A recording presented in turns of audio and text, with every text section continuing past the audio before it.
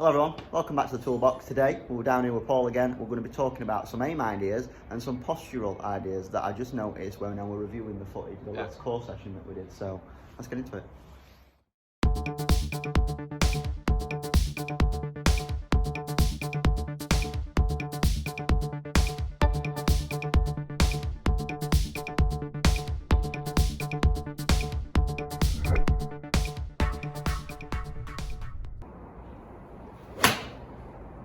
Any exceptional development since last time I saw you? Not really. Okay. Chipping, I've only just been out there practicing today. Right. But I went out yesterday, I thought I'll practice my chipping. My niece and my nephew both came with me, so that was that done. Yeah. My chipping, I'm on course, I've been blading. I know I've not been using bounce on chipping. Yeah. Funnily enough, now that I've better at chipping, I don't get as many chips on course, so I don't feel like it. Oh, right. It's weird, isn't it? Like, because you're eliminating that 2 chips on 1 hole type thing. Well, almost like I've been waiting to practice it on course and then I'll be getting any. Yeah. More greens or probably missing further away. Yeah. But I've not had as many chips as what I felt like I used to have. Maybe I didn't have as many as I thought. I suppose it's a nice safety net now though, isn't it? Yeah, exactly. Knowing that if you get in a bit of trouble, then you can chip your way out. Yeah. So today's ideas then, we're going to be looking at aim, because what have you said to me on text in between sessions? So if that is intermittent there, intermediate, is that where Yeah. I'm going? When I aim, it'll feel like if that feels like it's probably over there. Right. But my brain wants to be over there, so I think every time I come down I hit that way. Got you. Also, if I'm going to hit right hand side of that ring, but then maybe I'll go in middle, I'll change my aim massively. Yeah. So it's because I don't use an intermediate thing. So whenever I change a little bit there, I change a lot here. Yeah. With not realising I miss green miles. Got you. Just overcompensate, I think. First impressions with this kind of stuff, I think that delivery always affects your aim. Yeah. So if you're someone that's either got like an out to in path or an in to out path, the way that you're going to stand to it naturally won't be square, because you're used to kind of either cutting across it left or cutting across it right. So we'll get you to do a few swings where you feel as though your aim is good, and we'll see what your delivery is like, see if it's, you know, like your path moving out to in or into out, and then we'll make some possible path changes to supplement the aim changes. So they're probably going to work hand in hand, them two, today. Yeah, cool. All right.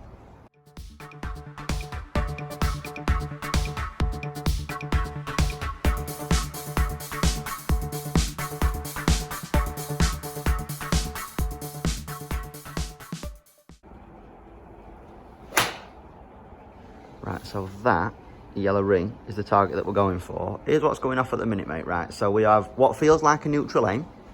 Yeah. We have a path delivery that's going in that direction, so out to in. Yeah. And we're seeing face slightly open to a path. So the functional shot at the minute with a straight aim is a pull that kind of fades back onto target. At the same time, we can get some that kind of pull because of the path again, that just go straight left and stay there, so we don't see any curve. We also get a bad one where a face opens excessively and we get it curving too much to the right. So what we're going to do, keeping this aim neutral as it is at the minute, we're going to make a slight path change to see if we can change your starting direction, because your start direction is a little bit too far left for the time being, and we're going to see if we can straighten up them curves. Because all it is at the minute is your path is dictating where you aim, I think. So, and what the bad aim is for you is you go further right to supplement the pull. Yeah. Does that make sense? And then so when you feel as though you're straightening your aim out, that could be when you curve it more. Yeah? Yeah. So it's a bit of a complex issue, which is creating like real minor annoying ball flights, I think, for the time being, isn't it? But it's one of them. So does aiming left more open the club face more? It changes the separation between face and path, I think.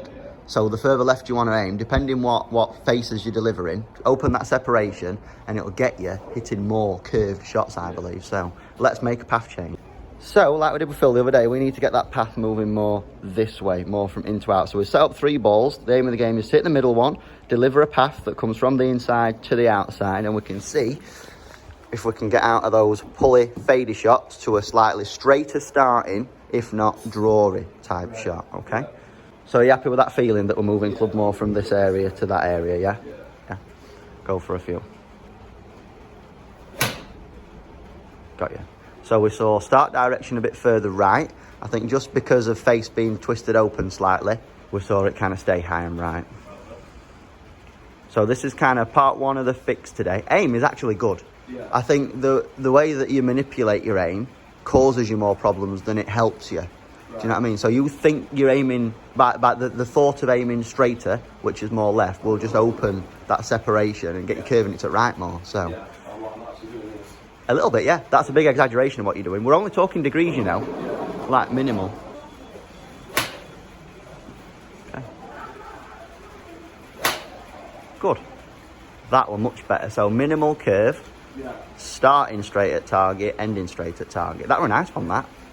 Does it really feel as though you're exaggerating that path move? Does it feel as... But it's, yeah, I'm definitely, I feel like I'm not going as far back here. Okay. And then if I control it here, I can go through rather than if I get up here. Yeah. Yeah. Good. So I think if I think about it, that's what I want to do. I want to get to here and then maybe. Got you.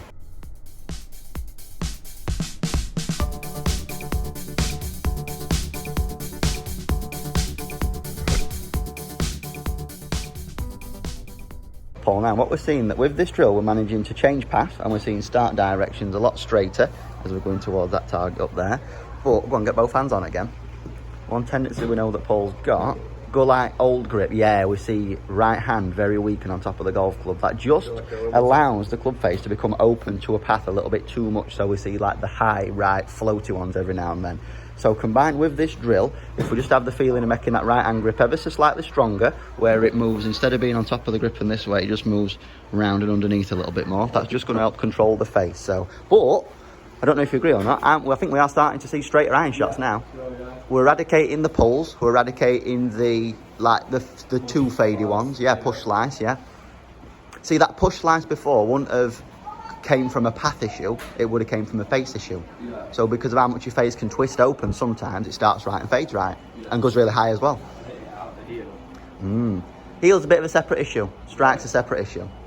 Because you think you can open a face to a path and strike it on any part of face, can't you? Yeah. Yeah? Okay. So just saw that one kind of go up and fade a little bit more. So changes wise, I'd encourage you to go a bit more underneath right hand grip again next time. Yeah. Path's really good. I'm trying to encourage you to play around with these feelings now. Yeah. Sorry about that noise as well, the greenkeeper shed's there. Really?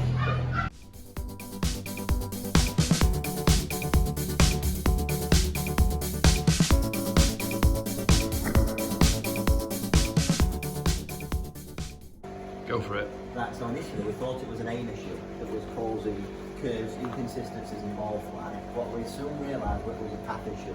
So what we've changed today, we're still aiming square, but we have the feeling now that instead of moving this club this way through impact, we're moving it more this way.